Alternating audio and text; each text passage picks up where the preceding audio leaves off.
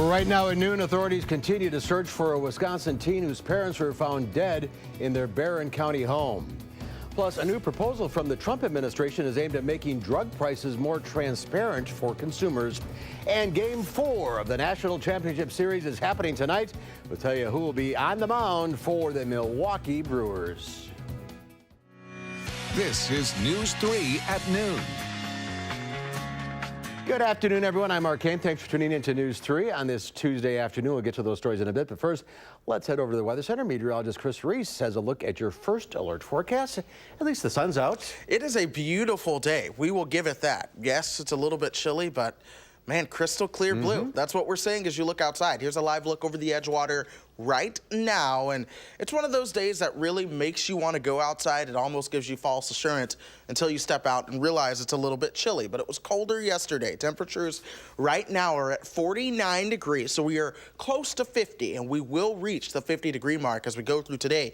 Winds are coming out of the southwest at about 13 miles per hour, so that's allowing a lot of those temperatures to really be warmer today. 40s and 50s all across the upper Midwest, places that just saw snow and accumulating snows at that just days ago. But here's the deal. We are 10 degrees warmer than this time yesterday in Madison. You go up towards parts of the North Woods or Minnesota, and that's where it's 15 to 20 degrees warmer than this time yesterday. And part of that does have to do with even more sunshine, but you'll notice this weak little line of cloud cover coming in. That will shake things up later on. But in the meantime, enjoy that strong southwesterly wind that we do have out there. So it will be breezy, but that is a warming wind for now.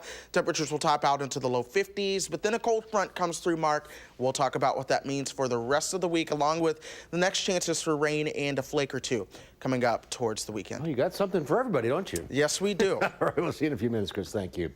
Law enforcement agencies across the nation are continuing to search for a missing Barron County teenager. Barron County Sheriff Chris Fitzgerald gave an update on 13-year-old Jamie Kloss. They say her parents, James and Denise Kloss, were found dead in their home early yesterday morning. Authorities have been searching for Jamie since a 911 call was placed to sheriff's dispatchers yesterday. Earlier this morning, Miami, Florida police say Kloss may have been seen at a gas station in the city. Investigators are continuing to follow up on that tip. I think it's key to the case where we need the public's help. We will disseminate that information, but until then, our number one goal is to bring Jamie home, and no amount of information will be given out unless we feel it's appropriate to help. Sheriff Fitzgerald says Jamie was last seen Sunday afternoon at a family gathering, and they are continuing to figure out the timeline of her disappearance. Officials plan on holding another news conference at 4 o'clock this afternoon. Saudi Arabia appears ready to admit they killed Saudi journalist Jamal Khashoggi. Khashoggi entered the Saudi consulate in Turkey 2 weeks ago and hasn't been seen since. CBS News has learned the Saudis are preparing a plan where they will say Khashoggi's death was the result of an interrogation gone wrong, and they'll admit the interrogation was approved by Saudi Crown Prince Mohammed bin Salman. There have already been calls for the U.S. to punish Saudi Arabia with sanctions, but now one of the president's closest allies is denouncing the Crown Prince for authorizing the Khashoggi mission. This guy's got to go. Saudi Arabia, if you're listening, there are a lot of good people you can choose, but MBS has tainted your country and tainted himself. President Trump has said he does not support some congressional calls to stop the sale of weapons to Saudi Arabia. He tweeted, "For the record, I have no financial interest in Saudi Arabia, or Russia for that matter. Any suggestion that I have is just more fake news, of which there is plenty." A new proposal from the Trump administration is aimed at making drug prices more transparent for consumers. Federal health officials want drug commercials to include the list price of the medications. The Trump administration wants to force drug makers to put the price patients could pay for a 30-day supply on the screen during ads. Instead, drug companies are offering to point patients to a website listing each drug's price, estimated out-of-pocket costs, and any available discounts. Gio Gonzalez will take the mound for the Brewers against the Dodgers tonight in Game 4 of the National League Championship Series. Rich Hill will be the starter for the Dodgers. Last night, Milwaukee defeated Los Angeles to go ahead in the series 2-1. First pitch for Game 4 will get underway at 8:09 this evening. It's over on FS1. The winner of the series will head to the World Series and play either the Houston Astros or the Boston Red Sox. And it was a good night for Wisconsin fans as the Packers defeated the San Francisco 49ers on the last drive of the game. Green Bay drove down the field in the last minute, which set up a 27-yard field goal by Mason Crosby for the win. The Packers have a bye week this week and will play the undefeated Los Angeles Rams on October 28th. A good night to be a sports fan in Wisconsin. Up next, we'll see what Howard's working on in the Mr. Food Test Kitchen. It's hot out of the oven and hot off the press. What are we talking about? Stick around to find out.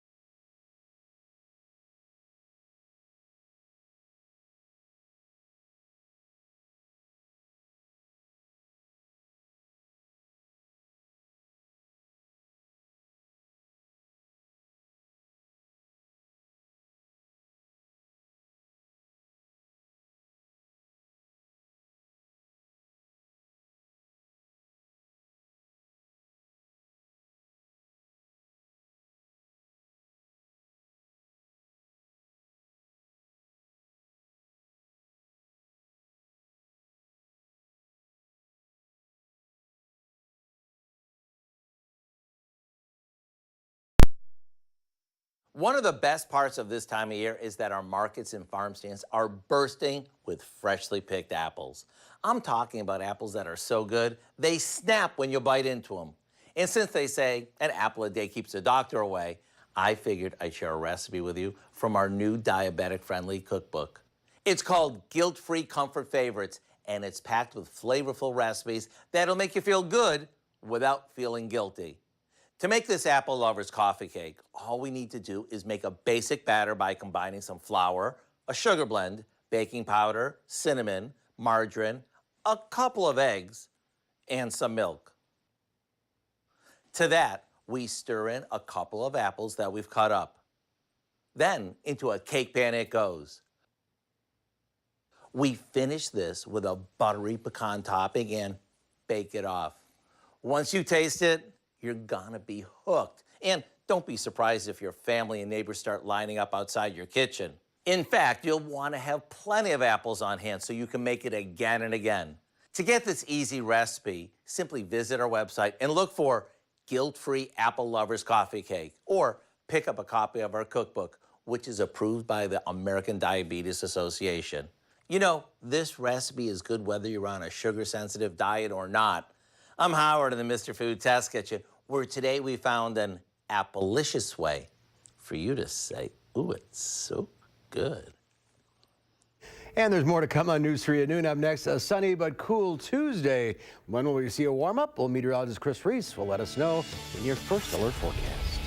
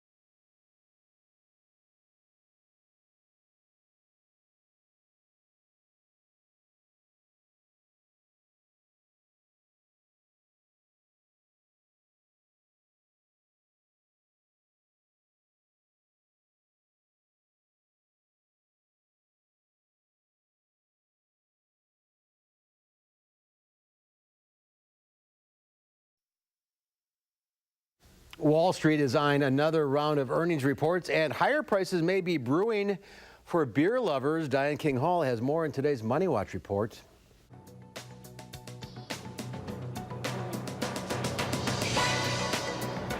The earnings parade continues today with a slew of heavy hitters out with their results.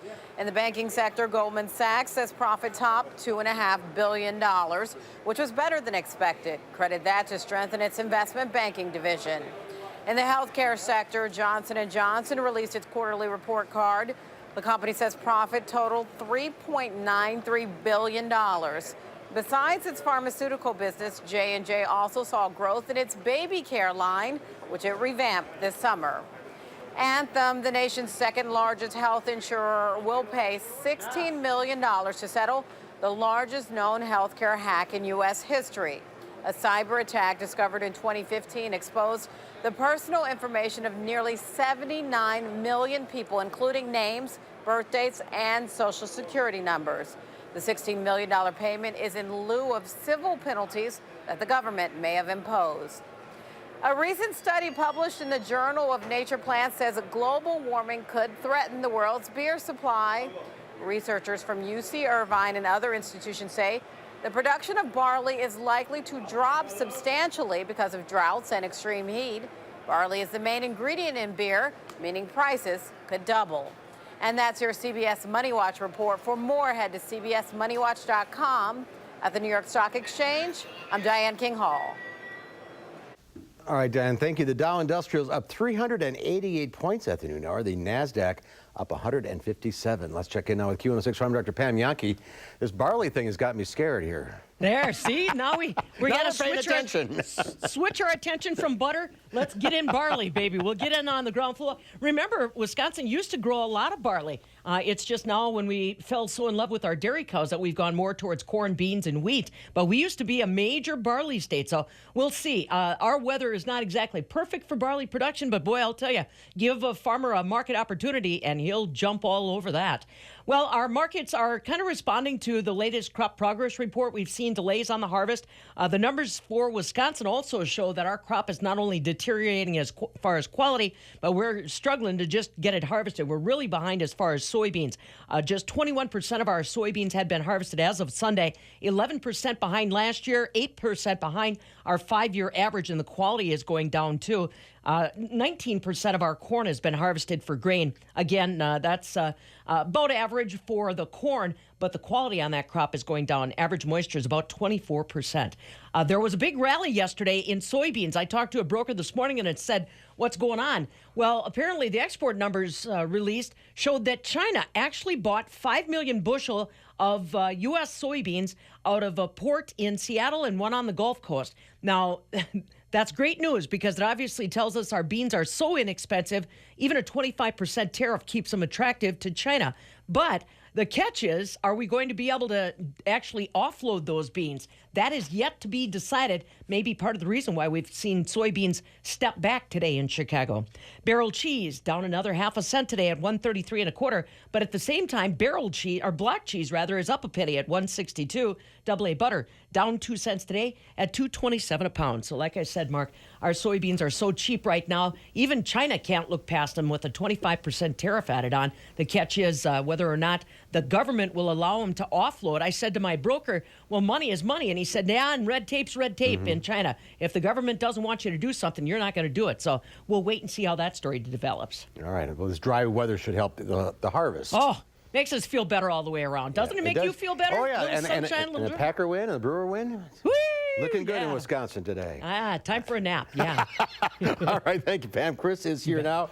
Dry weather, we're all looking forward. That's right. Typically, I'm someone who would say the sun shines bright on my old Kentucky home, but it shines bright on Wisconsin today. Here's a live look outside, and you have crystal blue skies. So if maybe you wanted to go out this afternoon, peek at some of the fall colors out there, it's a good day to do it. That sunshine's really going to help what's out there really be vibrant and reflect a lot of those colors. The temperature warmer warmer today, 49 degrees. You have winds coming out of the west and southwest at 13 miles per hour. That's a warming wind pattern. So we are going to see those temperatures continue to be warm as we go through the afternoon. We'll likely even warm up a couple more degrees. But this will eventually shift its way towards the south and east. We do have a westerly and northwesterly wind that'll take over. So in the meantime, enjoy those warm temperatures that are out there, 40s and 50s all across our area. But as we zoom out, that's generally the theme across the upper Midwest as well. We are seeing more of those temperatures hang out in the 40s and 50s. And part of that has to do with sunshine. So check this out. You see right around Superior and to the north, things are a lot cooler. That is where they have more cloud cover, but sunshine has been the case for us. There's a thin level of some upper level cloud cover that is pushing through. That is actually along the cold front that's sweeping through, but there's not a lot of moisture with that at all. And so that is why we continue to see sunshine in the face of that here in Wisconsin and really all across the Midwest as well. But chilly air does come back in behind that. That's going to settle in with high pressure as we go pretty much all through the rest of the week. We should not see any rain chances until we get you towards the end of the week, and we'll touch on that in just a moment. So in the meantime, going through the rest of today, temperatures in the 40s now will top out in the low 50s. Notice the winds beginning to turn out of the west and northwest as we go through tonight. That's why temperatures will begin to fall. We'll fall into the low 30s for those overnight lows tonight. Then tomorrow, about 45 degrees will be as warm as it gets. Some places could get a little bit warmer, but it's a little bit of a roller coaster temperature trend that stays below average. Next Thursday, you notice a spike in temperatures. That spike in temperatures is ahead of another cool down that will be coming back into the picture. We'll get that towards the end of the month. Here's that spike, but you notice the warming across the west. That will dislodge more of that cooler air over Canada. That means towards the end of the month, things will get pretty active across the eastern half of the country with a lot of cold air involved. So we'll be keeping a close eye on that, especially for the East Coast. But leaves in Madison are nearing their peak once again. We'll see those peak once we go towards about the next weekend or so. So give it about a week and we'll really see the brightest color that we're going to see for this time of the year in Madison. That'll last for about a week or so before that begins to fade on out. But over the next 7 to 10 days, lots of sunshine, a light rain chance Friday into Saturday. Saturday night, that could be mixed with snow again like we saw Sunday night. All right. Thank you, Chris. No problem. There's more to come on News 3 at noon. Up next, Angie Horkin from the Wisconsin Beef Council is here. She'll share a few grilling recipes that are perfect for game day.